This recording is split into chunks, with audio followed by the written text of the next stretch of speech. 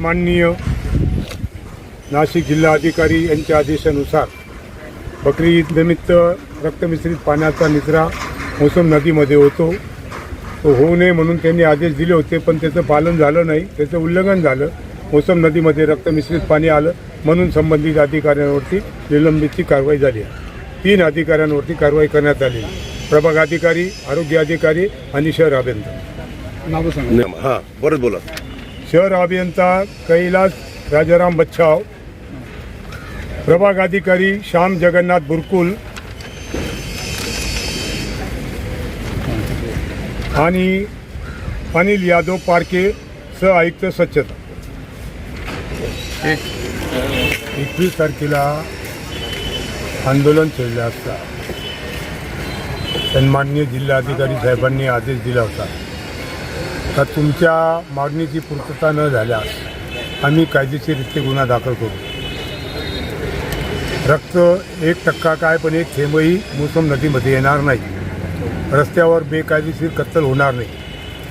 सर्व नियमांचं पालन डावलून सर्व नियम धाब्यावर बसून महानगरपालिकेने उल्लंघन केलं. त्याचप्रमाणे ज्यांच्यावर जबाबदारी होती त्यांच्याकडून सुद्धा उल्लंघन झालं. कुठल्याही प्रकारे कायदेशीररित्या कारवाई झालेली नाही. आम्ही या ठिकाणी धार्मिक कार्यक्रम आयोजित करणार होतो. आमच्यावर बंधन लादलं गेलं, तुम्ही ते कार्यक्रम करू नका, रद्द करा, कोणाला बोलू नका, हिंदूवादी लोकांना सांगू नका. एवढंच काय, कुठल्याही कार्यकर्त्याला बोलू नका. ठीक आहे, काय हरकत नाही. मग मी एकटा परिस्थितीची जाणीव घेतली का आपण 9चा टाईम दिला आहे. मी 9 वाजता आलो तर या भागातून रक्त येत होतं. इथून पाईपमधून रक्त लिकेज होत होतं. ते रक्त परत मोसम नदीत खाली जाऊ राहिलं. सर्व परिस्थितीची पाहणी केली आणि जिल्हाधिकाऱ्यांनी जो शब्द दिला होता आम्ही गुन्हे दाखल करू, फोनवरती बोलणं झालं होतं. तर तशी समस्या निर्माण झाल्यावर मी 1.5 तासात मालेगावला येईल. मग तो हटास घेऊन आम्ही निषेध म्हणून मी एकटा या ठिकाणी आंदोलनाला बसलो. आंदोलनाला बसल्यानंतर आत्ता अप्पर साहेब आलेले आहेत, जिल्हा अधिकारी. त्यांनी सांगितलं का संबंधित जे विभागीय अधिकारी असतील त्यांच्यावरती आम्ही निलंबनाची कारवाई करतो. रीतसर त्यांनी कारवाई करावी, जेणेकरून या विषयावरती गांभीर्य तरी कळेल आणि येणाऱ्या काळात तरी त्याची दखल घेतल्या जाईल. आज तर घेतल्या गेली नाही म्हणून आम्ही महानगरपालिकेचा जाहीर निषेध करतो. काय मागणी केलेली तुम्ही आता हे उठण्यासाठी? मागणी केली का मोसम नदीमध्ये जे रक्तमिश्रित पाणी येतं त्याच्यापासून जलप्रदूषण आणि संपूर्ण नदी प्रदूषण आहे. जर तुम्ही मोसम नदीचा वरचा भाग बघितला साल्लेल मुरलेरचा, तर त्या ठिकाणी असं शुद्ध परिस्थितीत पाणी आहे. हे पाणी आणलं आम्ही मोसम नदीचं, साल्लेल मुरलेरचं. त्याचा आम्ही अभिषेक करणार होतो. त्याच्या अभिषेक करण्यावरती बंदी ठेवून दिलं बाजूला. आम्ही शंखनाद करणार होतो, करू नका. महिला गंगेला पवित्र मानता, सर्वच मानता. ही पूजनीय, ही निसर्गाने दिलेली देण आहे. तिची आम्ही पूजा करणार होतो, ती पूजा बी करू दिली नाही. काहीच करायचं नाही. धार्मिक विधी कुठलाही करायचा नाही. एक प्रकारे धार्मिक विधीवर गदा पोलीस प्रशासनाने आणली. त्याच्यामुळे आम्हाला परत या ठिकाणी निषेध म्हणून आंदोलन करावं लागलं. हे धरणं. महापालिका आयुक्त जाधव साहेब आले होते, तर त्याच्याबद्दल तुम्ही कोणाला निलंबनाची मागणी केलेली?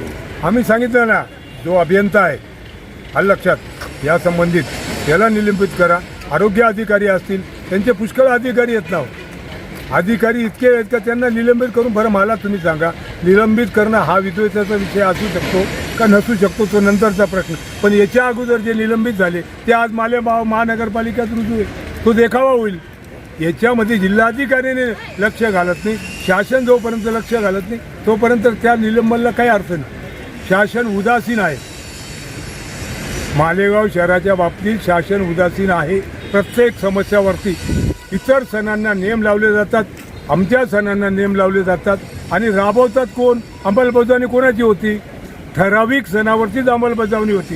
गुलालमुळे प्रदूषण होतं, वाजंत्रीमुळे ध्वनी प्रदूषण होतं, रंगपंचमीला जर तुम्ही गुलाल रंग फेकला प्रदूषण होतं. हे सर्व नियम आम्ही पाळत आलो, पाळत राहू.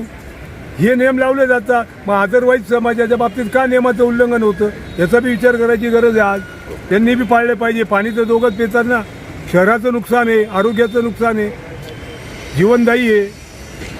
मालेगाव महानगरपालिकेच्या वतीने माननीय जिल्हाधिकारी महोदय श्रीमान जलद शर्मा साहेब यांच्याकडे 18 जून 2025 रोजी झालेल्या बैठकीत जे आश्वासन देण्यात आलं होतं की मोसम नदीत केमिकलयुक्त रक्तमिश्रित पाणी किंवा दूषित पाणी येणार नाही, यासाठी STP प्लॅन आम्ही कार्यान्वित करू आणि तो 1 महिन्याच्या आत सुरू करून मोसम नदी प्रदूषणमुक्त करू, असं जे आश्वासन दिलं होतं त्या आश्वासनाची वर्षभरात पूर्तता करू न शकणारे मालेगाव महानगरपालिकेचे शहर अभियंता तसेच स्वच्छता उपायुक्त, सहाय्यक आयुक्त यांच्यावर जबाबदारी निश्चित करावी अशी मागणी आता या चर्चेद्वारे केली गेली आहे. सन्माननीय अपर जिल्हाधिकारी महोदय यांनी यावर आश्वासन दिलं आहे की आम्ही त्यांना तात्काळ निलंबित करतो.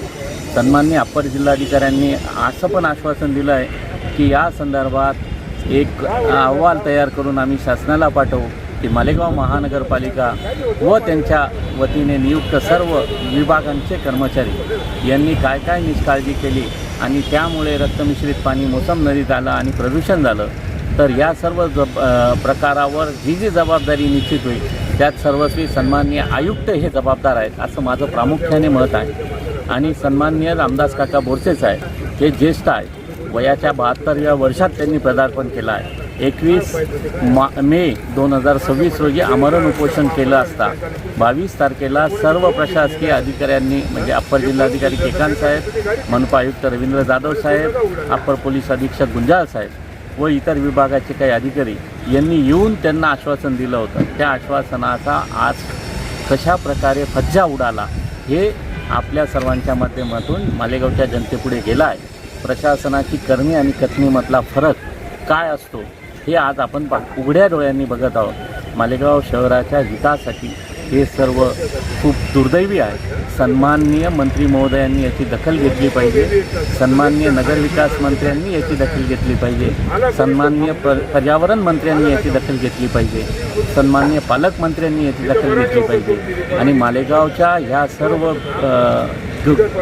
दूषित वातावरणाला, प्रदूषित वातावरणाला कुठेतरी कोण जबाबदार आहे याचं शासन स्तरावरनं अवलोकन झालं पाहिजे अशी या ठिकाणून मी मागणी करू इच्छितो.